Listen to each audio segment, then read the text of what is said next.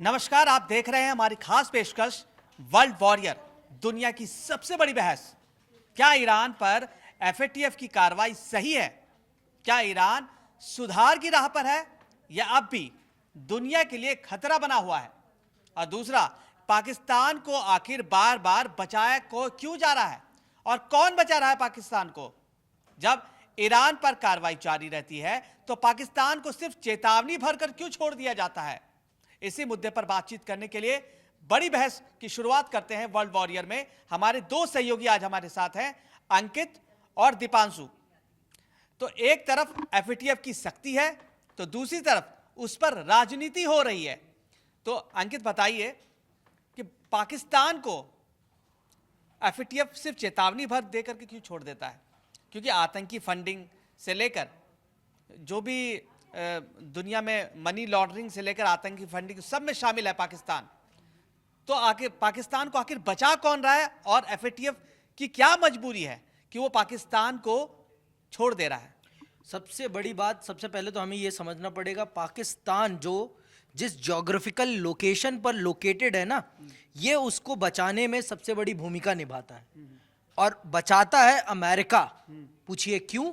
क्योंकि अमेरिका को टैगल करना है भारत को और चीन को, और जो पाकिस्तान है वो वहां से आप दो तरफ जा सकते हैं। आप मध्य एशिया को भी कवर कर रहे हैं आप, और आप भारत को, चाइना को भी कवर कर रहे हैं। यहाँ से पूरा का पूरा ट्रेड रूट है। एक टाइम पे जो सिल्क रूट था वो पाकिस्तान, भारत, चीन से होकर गुजरता था।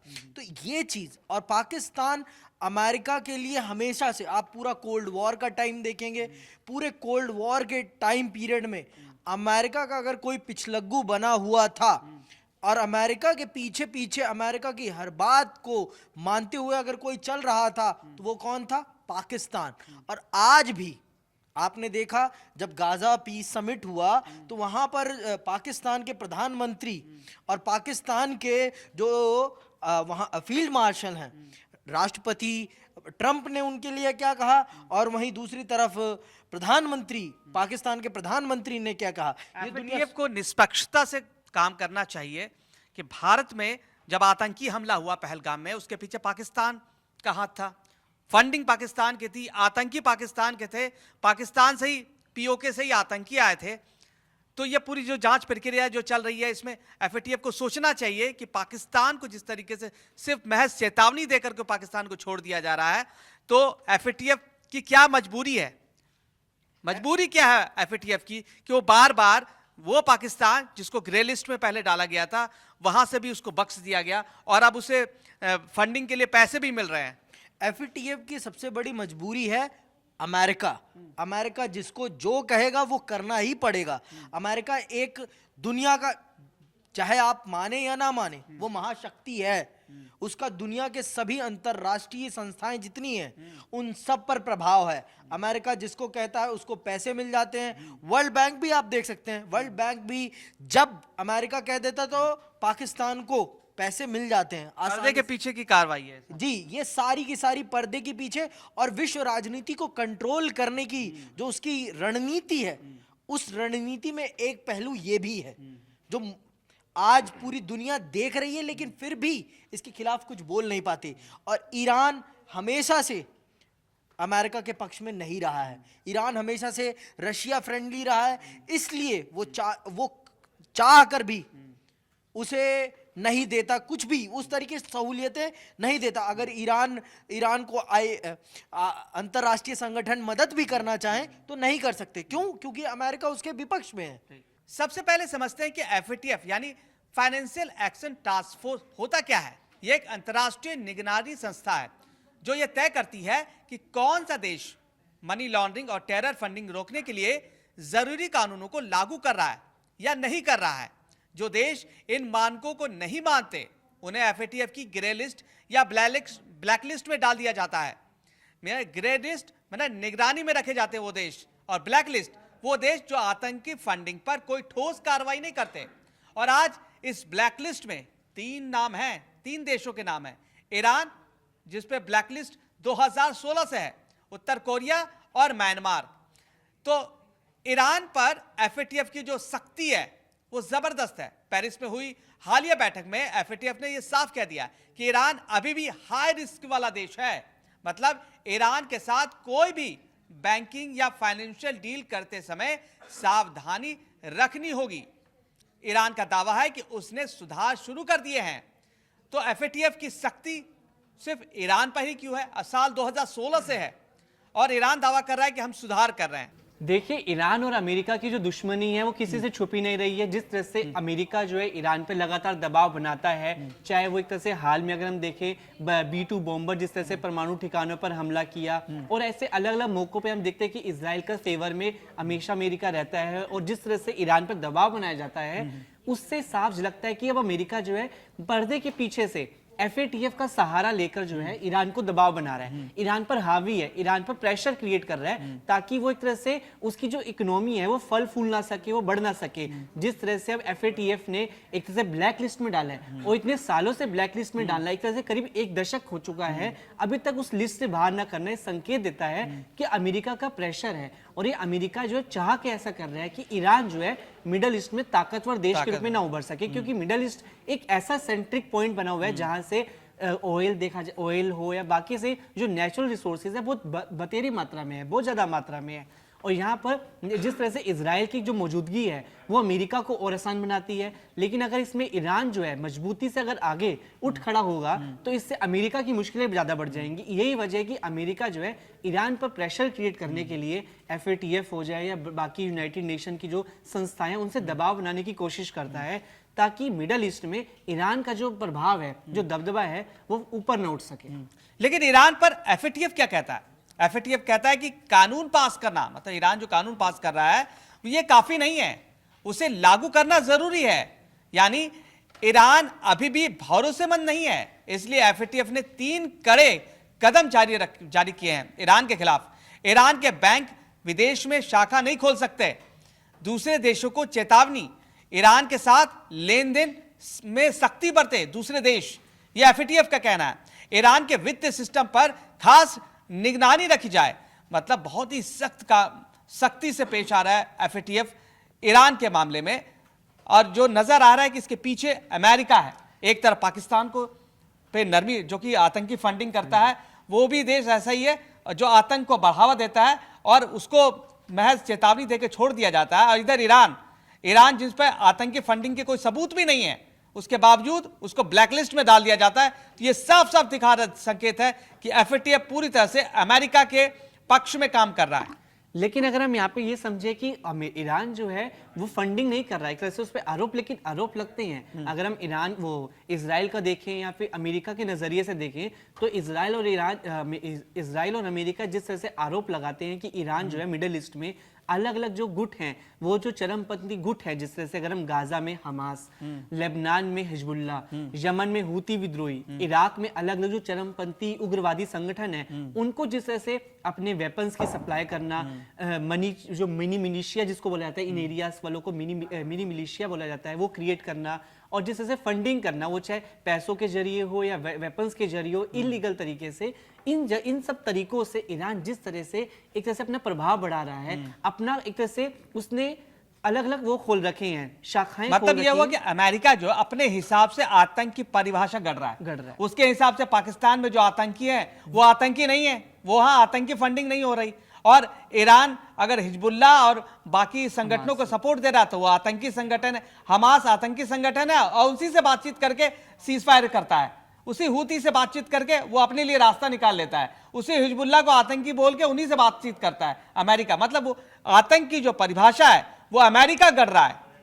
और यही वजह है कि आतंक की जो परिभाषा अमेरिका गढ़ रहा है, साथ साथ वो थोप रहा है। जिस तरह से ईरान के केस में वो एक तरह से हार्श, एक तरह से बहुत ही हावी रुख अपना रखा है, तो पाकिस्तान के मामले में उसने नरमी रुख अदा कर रखी है। जिस तरह से पाकिस्तान के कई ऐसे मामले आ चुके हैं, इंडिया पाकिस्तान की जिस तरह से क्लैश होते रहते हैं, सीमा पर आतंकवाद की जैसे खबरें आती हैं, इंडियन आर्मी भी कई तरह के सबूत पेश करती रही है पूरी दुनिया के सामने कि किस तरह से सीमा पार से जो आतंकी जो भेजे जाते हैं वो इलीगल है और पाकिस्तान इनको सपोर्ट कर रहे हैं। पाकिस्तान प्रायोजित आतंकवाद की परिभाषा दी जाती है। तो इन दूसरे केस में पाकिस्तान को एक तरह से ढीला रवैया अपनाया गया एफएटीएफ के मामले में, सिर्फ चेतावनी और नसीहत देके छोड़ दिया जाता है। वहीं ईरान के केस में सख्ती बरती जा रही है, उसको ब्लैक लिस्ट में इतने सालों तक रखा जाना है। ये दिखाता है साफ सीधा कि अमेरिका की इस चीज को बढ़ावा दे रहा है। अमेरिका जिस देश पर चाहता है कि वो मेरी बात नहीं मान रहा, उस पर दबाव बनाने के अलग अलग हथकंडे अपनाता है। जिस तरह से सिर्फ FATF इससे बहाना है,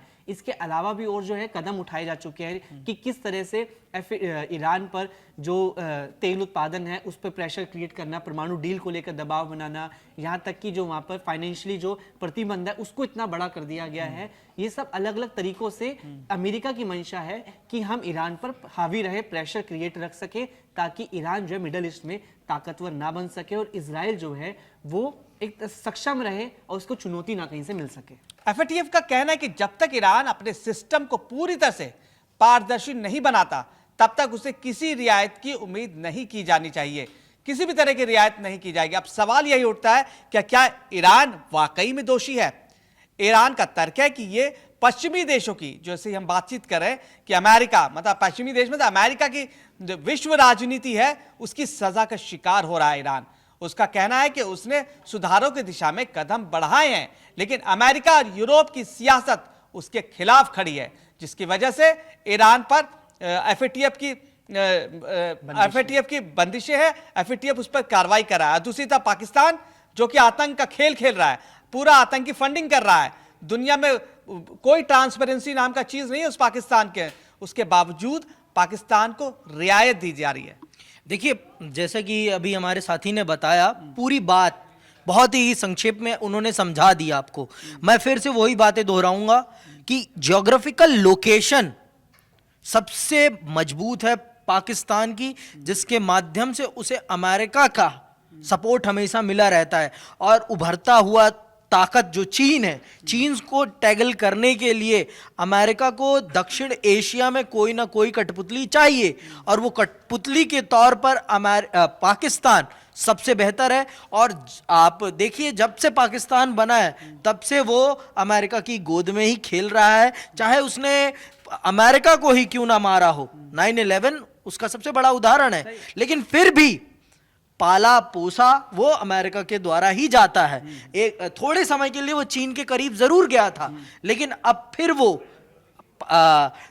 अमेरिका के करीब आ गया है। अब पूरी दुनिया देख रही है किस प्रकार से वहां के जो चीफ प्राइम मिनिस्टर हैं और जो फील्ड मार्शल हैं, सब अमेरिका की दरबारी बन गए हैं। पूरी दरबारी कवियों की तरह उनके गुणगान कर रहे हैं, उनके लिए नोबेल प्राइज मांग रहे हैं शांति के, कि पूरी दुनिया के लिए। तो जैसे कि आज के टाइम पर अमेरिका शांति का प्रस्ताव लेकर पूरी दुनिया में घूम रहा है, ट्रम्प साहब पूरी दुनिया में शांति फैला रहे हैं, और पूरी दुनिया में इसलिए पाकिस्तान इतना बड़ा हिमायती बन गया आज के टाइम पे, ये पूरी दुनिया देख रही है। तो ये सारी चीजें जो करना, हिमायत देना, अमेरिका के पक्ष में खड़ा होना और अमेरिका को टैगल करने में, दक्षिण एशिया को कंट्रोल करने में पाकिस्तान की मदद मिलना, ये ही सबसे बड़ा कारण है कि उसे वो दुनिया का सबसे बड़ा आतंकी देश या कहीं फैक्ट्री होने के बावजूद भी उसे सारी सहूलियतें विश्व संगठनों से मिल जाती हैं, जो क्योंकि अमेरिका का सब पर हाथ है। आप भी जानते हैं कि अगर आज के समय पर अमेरिका यूएन का साथ छोड़ दे तो यूएन की इस विश्व राजनीति में कोई भी पैठ नहीं रह जाएगी, खत्म हो जाएगा यूएन। तो अमेरिका का सहयोग लिए बिना पूरी दुनिया के अंतर्राष्ट्रीय संगठन नहीं चल सकते, ये हकीकत है। और अमेरिका को अगर दक्षिण एशिया में अपनी पैठ बनाए रखनी है तो उसे पाकिस्तान जैसा चापलूस देश चाहिए ही चाहिए, और उसी चापलूसी का नतीजा है कि पाकिस्तान को सारी सहूलियतें मिल जाती हैं बहुत आसानी से। FATF का मकसद था दुनिया को आतंकवाद की जड़ों से आजाद कराना, लेकिन अगर यह सख्ती चयनित है, मतलब कुछ देशों के लिए चयनित है, जो हम लगातार डिबेट भी कर रहे हैं इस पे, तो सवाल उठना लाजमी है, सुरक्षा के नाम पर विश्व राजनीति तो नहीं खेली जा रही है। फिलहाल ईरान पर निगरानी जारी है, पाकिस्तान पर सिर्फ चेतावनी कायम है, और दुनिया देख रही है कौन सच में सुधार कर रहा है और कौन बस सफाई दे रहा है। वर्ल्ड वॉरियर में अब बस इतना ही। दुनिया की पल पल की अपडेट हम आपको देते हैं। भारत अफगान पाकिस्तान विवाद हो, ईरान परमाणु विवाद हो, गाजा से लेकर हूती हिजबुल्लाह तक, युद्ध के हर मोर्चे, हर रणभूमि की डिटेल एनालिसिस करते हैं, सिर्फ आपको अपडेट रखने के लिए। यहां से आपका काम शुरू हो जाता है। कड़क को मजबूत स्तंभ बनाने के लिए लाइक करें, सब्सक्राइब करें, वर्ल्ड वॉरियर समेत कड़क के तमाम वीडियोस को शेयर करें। यह आपकी जिम्मेदारी भी है ताकि आपका कड़क मजबूत हो, हमें और बल मिल सके। मैं आकाश कुमार, मेरे सहयोगी दीपांशु और अंकित आपसे विदा लेते हैं। कल फिर मिलेंगे दुनिया की नई और विस्फोटक खबर और डिटेल एनालिसिस के साथ। स्वस्थ रहिए और बहुत बहुत खुश रहिए।